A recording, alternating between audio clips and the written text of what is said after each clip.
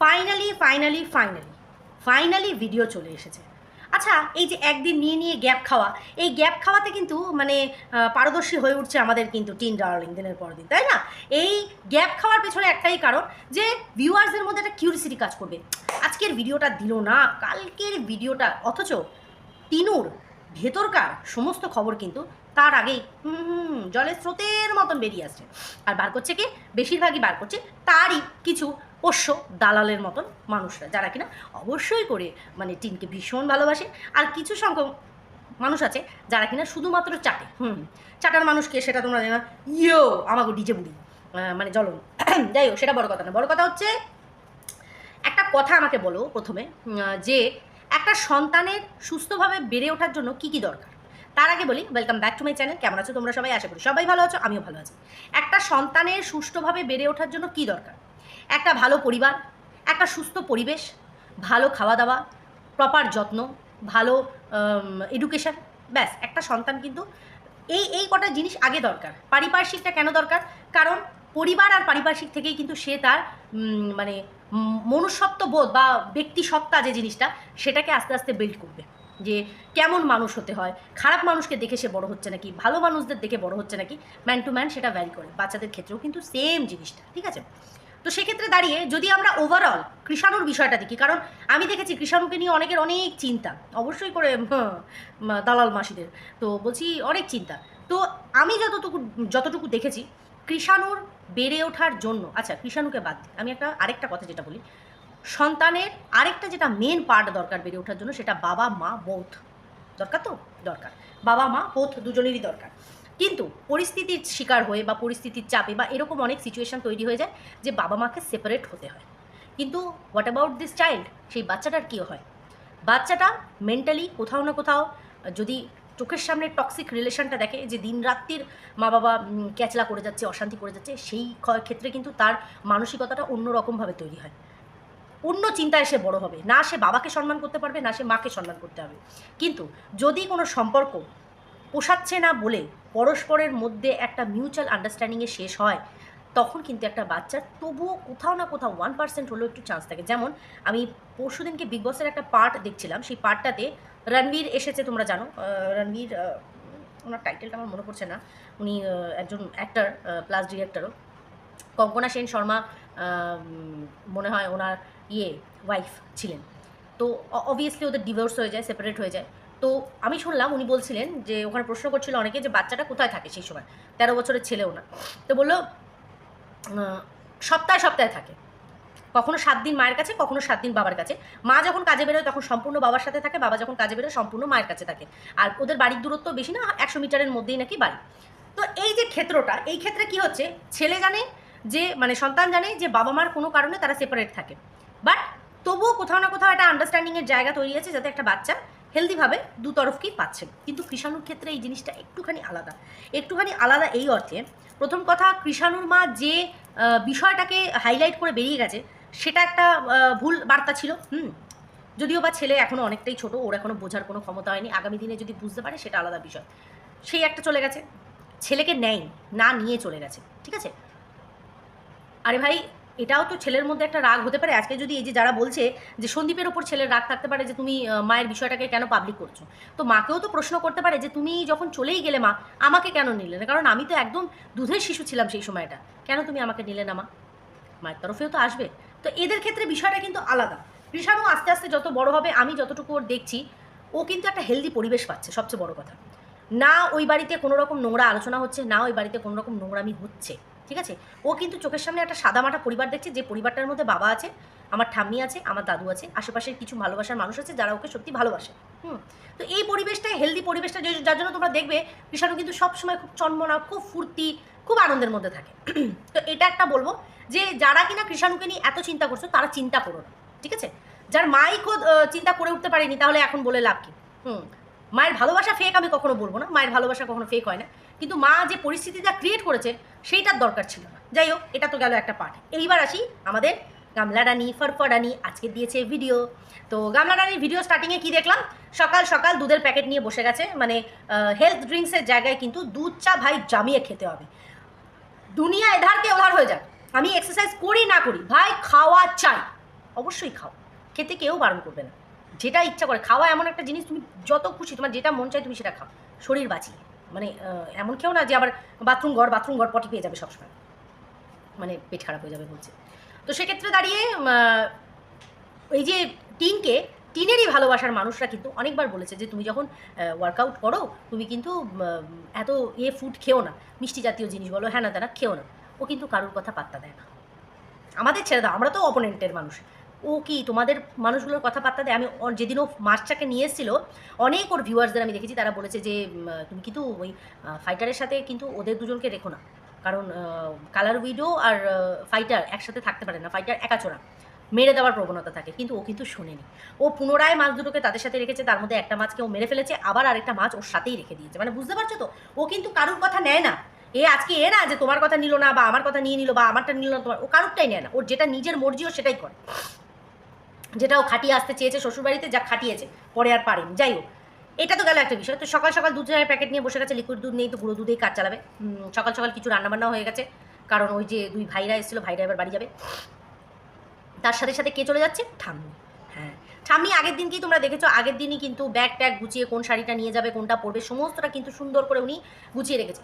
প্রশ্নটা একটা জায়গায়, টিন যেখানে এখন নতুন জায়গায় শিফট হচ্ছে, নতুনভাবে ঘরদোর গোছাচ্ছে, ঠাম্মির তো ওর সাথে থাকার কথা ছিল। এর আগেও শুনেছো যে টিন নিজেই বলেছে যে ঠাম্মির সাথে মিলে আমি একটা বিজনেস শুরু করবো, বাট সেটার কিন্তু আজ অবধি কোনো রকম কোনো কাজ আমরা দেখতে পাইনি। সেরকমই টিনই কিন্তু বলেছিল যে আমার ঠাম্মি কিন্তু আমার সাথে ফ্ল্যাটে এসে থাকবে।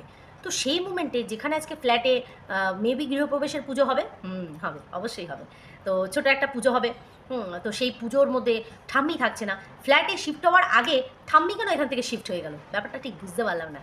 কার কার মনে কি কি ওপিনিয়ন আছে এইটার বিষয়, মতামত আছে, অবশ্যই কিন্তু আমার কমেন্ট বক্সে আমি চাই যে তোমরা বলো যে হ্যাঁ ঠাম্মি এই কারণে গেল বা ঠাম্মি ওই কারণে গেল। যার যেটা অভিমত সে কিন্তু সেটা আমাকে কমেন্ট বক্সে দেবে যে ঠাম্মি এই কারণে চলে গেছে। এটা একটা পয়েন্ট। আচ্ছা, এইবার তারপরে কি দেখলাম আমরা, যে ভাইরা রেডি হলো, সবাই রেডি হলো, চাটা খেলো, ভাইরা মনে হয় ভাত টাত খেয়েই গেছে ডিমের ঝোল দিয়ে। তারপরে কিন্তু ওরা টাটা বাই বাই করে রওনা হয়ে গেল। আচ্ছা, এই ভাইরাও কি দিল্লিতেই থাকে? আমি ঠিক জানি না। আমি আমি সত্যি ঠিক জানি না যে ভাইরা দিল্লিতে থাকে নাকি, কারণ আমার খেয়াল পড়ছে না। ও কি আগের দিন বললো যদি দিল্লিতে থাকে তাহলে তো ভাইদের সাথেই মনে হয় ঠামি চলে যাচ্ছে, তাই না? তাহলে তো ভালো কথা, নাহলে তো প্রশ্ন ছিল যে অত দূর এই মানুষটা একা কী করে যাবে। না, মনে হয় ভাইরা থাকে দিল্লিতে। তো এটা একটা বিষয় চলে গেল। তারপরে আমরা কি দেখলাম যে ওই বান্ডিলকে বান্ডিল বাচ্চাদের ওই ইউনিফর্ম, তো বাচ্চাদের কিন্তু ইউনিফর্ম ঢুকলো, ইউনিফর্মের এখন ভালো কাজ হয়েছে, তো সেই কাজগুলো তো গোছাচ্ছে। ভালো কাজ কখনো ছোটো হয় না, বাড়িতে বসে যদি করতে পারছো করো, কোনো অসুবিধা নেই। কিন্তু তার মাঝখান দিয়ে টিন একটা কথা হাইলাইট করলো, সেটা কি, ওই যে গেড়ে বিড়াল ছানাটা, সেই ছানাটাকে দেখিয়ে বলে এই ভীষণ দুষ্টু, জানো তো, ভীষণ দুষ্টু। কেন বলো তো, কেন বললো দুষ্টু? কারণ যখনই ওর মা ঘুমায় তখনই এই ছানাটা ডিস্টার্ব করে। আরে ছানাদের ওটাই কাজ, মাকে ঘুমোতে দেখলেই তখনই ডিস্টার্ব করবে, মাকে বসে থাকতে দেখলে তখনই ডিস্টার্ব করবে। সবচেয়ে বেশি ডিস্টার্ব করবে দেখবে যখন ফোনে কথা বলবে। আমার যখন ফোন আসে, ধরো কথা বলছি, যেমন কাল সন্ধ্যেবেলারই ইনসিডেন্ট, ওর বন্ধুর মা ফোন করেছে যে বেঙ্গলির লাস্ট কোশ্চেনের অ্যান্সারটা যদি আরুষ লিখে তাহলে আমাকে একটু পাঠাও।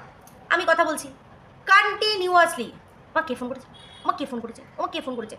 আরে দাঁড়া, তোকে আমি বলবো কে ফোন করেছে, আগে আমাকে তো কথা বলতে দে। এই যে জিনিসটা, তারপরে বোঝালাম যে এটা কিন্তু ব্যাড ম্যানার্স। কখনো কেউ ফোনে কথা বললে বা কেউ কথা বলছে তার মাঝখানে কিন্তু তুমি ইন্টারাপ্ট করবে না, বুঝলো? বললাম বুঝলো।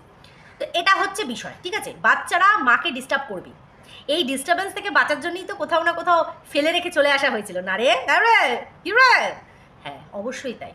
সিচুয়েশানটা এরকম ক্রিয়েট হয়ে গেছে যে আজকে কোথাও না কোথাও বাচ্চাটাকে নিজের কাছে আনার জন্য ও তৎপর হয়েছে, বা কোথাও না কোথাও মানে সজাগ হয়েছে যে আমার বাচ্চাকে আমার কাছে চাই। নচেত কিন্তু একটু শান্তিতে থাকার জন্য বা শান্তিতে ঘোরাফেরা করার জন্যই কিন্তু বাচ্চাকে রেখে চলে এসেছিল, যার জন্য মেন উদ্দেশ্যটা কী হলো, মাটা ভালো, এইটা ভীষণ দুষ্টু। কারণ ওই দুষ্টুটা সারাক্ষণ ওর মাকে ডিস্টার্ব করে, একদম ক্লিয়ার। যার ইন্টেনশন যেরকম থাকবে না, সে কিন্তু সেটাকে এক্সিকিউট এক্স্যাক্টলি সেইভাবেই করবে যেটা ও করলো, ঠিক আছে? আচ্ছা, তারপরে আমরা কি দেখলাম? তারপরে আমরা দেখলাম সমস্ত জিনিসপত্র গোছানো হয়ে গেল। ছোটো যে মিটকেসটা ওটাকে সেলোটেপ দিয়ে দেওয়া হলো, কারণ ওটাকেও সঙ্গে করে নিয়ে যাওয়া হবে। আরেকটা কি যেন নিল, টুকটাক বাসনপত্র যাই নিয়েছে, অনেক কিছু জিনিস নিয়েছে। আরেকটা যেন কী জিনিস নিল আমার মাথায় এখন তৎক্ষণাৎ আসছে না, যে ওইটাও নিয়ে এসেছে সঙ্গে করে, যে ওটা, ও আচ্ছা, সোফা, ইয়েস। সোফা। আমি প্রথমে ভাবছিলাম সোফাটা হয়তো ওদের বাড়ির জন্য, কিন্তু না, সোফাটা একটা সোফা ঠাম্মি কিনেছিল, একটা সোফা ও কিনেছিল, তো সোফাটা ও সঙ্গে করে নিয়ে আসলো। আচ্ছা, ভালো কথা, মিটকেস নিল, সোফা নিল, বাকি যাবতীয় জিনিসপত্র সব নিল, আর রাস্তায় যাবার পথে একটা ছোট্ট ওয়ার্ড্রপ নিল। ভালো হয়েছে ওয়ার্ড্রপটা, ছোটোর মধ্যে দেখতে ভালো, এই যে দরজার কালারেরই এরকম হয়েছে, মানে কাঠের পালিশের কালার, সুন্দর হয়েছে। কিন্তু এইটার মধ্যে ফুল ফ্যামিলির জামা ধরবে, আমি এটাতে একটুখানি এরকম হলাম। আদৌ তোমাদের মনে হয় ফুল ফ্যামিলি মানে সবাই কি ওই চক্রবর্তী বাড়ি থেকে সব এখানে শিফট করছে? দাদা, বৌদি, মা, বাপি, টিন, 5 জনের এত জামা কাপড় এই ওয়ার্ড্রপটার মধ্যে ধরে যাবে? জানি না, আমি ঠিক, আমার এইটা এত বড় আলমারি, এটা আমার একার, তারপর ওই দিক ওদিক পড়ে থাকে। মিস্টার ঘোষের একটা রয়েছে, বাচ্চাদের, আমি জানি না ভাই, আমার সত্যি নলেজ নেই, আমি বুঝতে পারছি না হোল ফ্যামিলির জামা কাপড় ওর মধ্যে কী করে ঢুকবে। একটা লকার দিয়েছে দেখলাম, সোনা গয়না আছে নাকি কিছু রাখার মধ্যে? না বললাম আর কি, তুই তো বহু টাকার মালিশ, টাকা রাখবি, হ্যাঁ যাই হোক, সেটা বড় কথা না, জোকসতে পার। তো ওয়ার্ড্রপটা নিয়েছে, এবার ইলেকট্রিশিয়ানের কাজ শুরু করলো, সব জায়গায় একটা করে বাল্ব, হ্যাঁ বাল্ব সচরাচর আমরা সবাই লাগাতে পারি, ও সব জায়গায় একটা করে বাল্ব লাগিয়ে, একটা করে সব জায়গায় বাল্ব লাগিয়ে দিল। সোফাটাকে সেট করেনি এখনও, সিলিন্ডারটা, বাবা চাইল্ড লেবার হচ্ছে না, ওই সিলিন্ডারটা ওই ভাইটা তুলে নিয়ে আসলো। তোমরা ভাবো, মানে ভাবা যায় না। এদিকে যদি এই কাজটা সন্দীপদের বাড়িতে কেউ একজন বাচ্চা করে ফেলতো, সন্দীপকে একদম ছিঁড়ে ছুঁড়ে খাওয়া হয়ে যেত। কিন্তু দেখো ওইটুকু বাচ্চাটা, ও সিলিন্ডার অত বড় 15-16 কিলোর ওই সিলিন্ডারের এটা, ওটাকে ওইভাবে চাগিয়ে তুলে নিয়ে এসছে। কিচ্ছু বলার নেই, কিচ্ছু বলার নেই। তারপরে যেটা হাইলাইটের বিষয় সেইটা চলে আসলো, কি ওমাই ডগ টাইপস খাট। এই সেই খাট, না মাল রিকভারি করেছে সেই ক্ষেত্রে বলছি না, এই সেই খাট যে খাটের মধ্যে 5 বছরের সংসার জীবন, দাম্পত্য জীবন কাটানো হয়েছে ওখানে। মন মোচড় দেয় না না রে কোনোভাবে। স্মৃতি অবশ্যই যদি তিক্ত হয় আলাদা বিষয়, কিন্তু স্মৃতিটাকে তিক্ত করে তোলা হয়েছে, এতটাও তিক্ত ছিল না। আমি বলি না, মানে কথাতেই আছে, আগার গুসা আয় না থোড়া রুক যাও, তখন কিছু তাকে বলো না, একটু দাঁড়িয়ে যাও। রাগ আমাদের প্রচুর মানুষের হয়, আমাদের অনেক রাগ হয়, আমাদের অনেক হয় যে ছিঁড়ে ফেলে রেখে দিই, কিন্তু তৎক্ষণাৎ না রিয়াকশান দিতে নেই, একটু থেমে যাও। যদি তোমার থেমে যাওয়াতে সিচুয়েশানটা সামলে যায়, তাহলে অনেক সম্পর্ক বেঁচে যায়।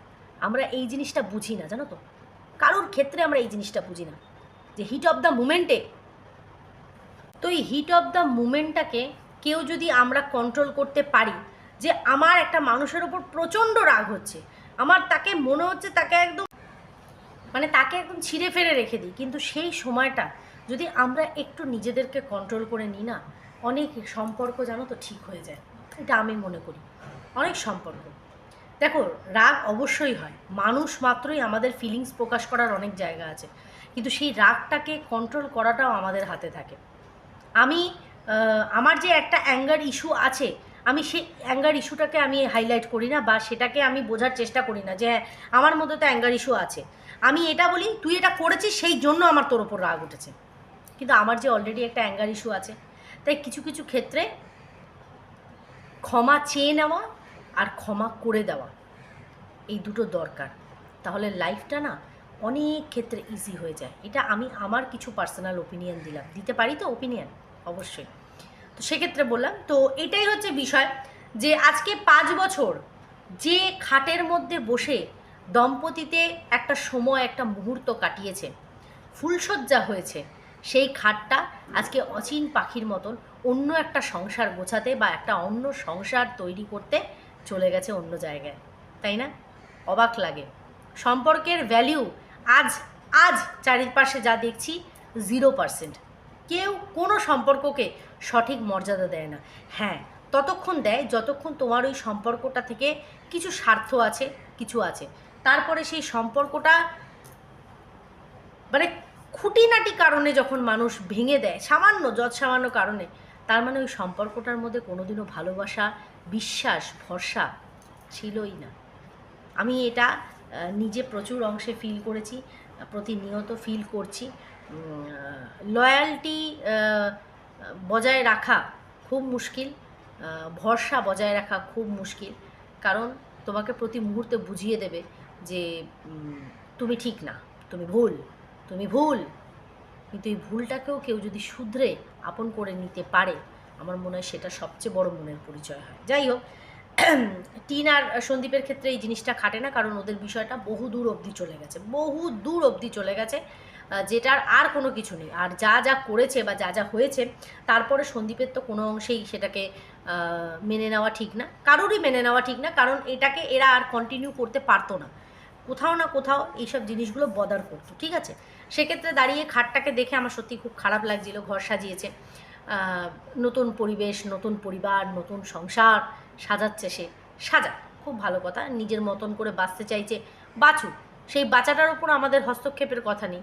কিন্তু প্রশ্ন হচ্ছে, এত মানুষ কমেন্ট বক্সে কেউ স্বপ্ন দেখছে, কেউ আশ্বাস রাখছে, সেই ভরসাটার সঠিক তারিখ পাওয়া গেছে?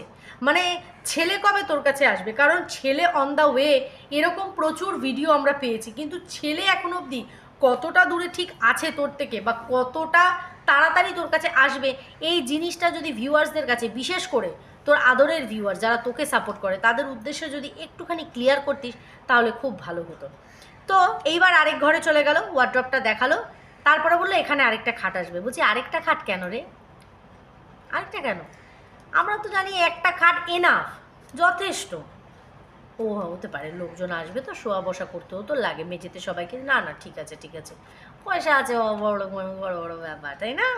জ্বালান ওরে ইয়া ডিজে, হ্যাঁ সারা সাত তো নিয়ে সব এক একটা বসে থাকে রে।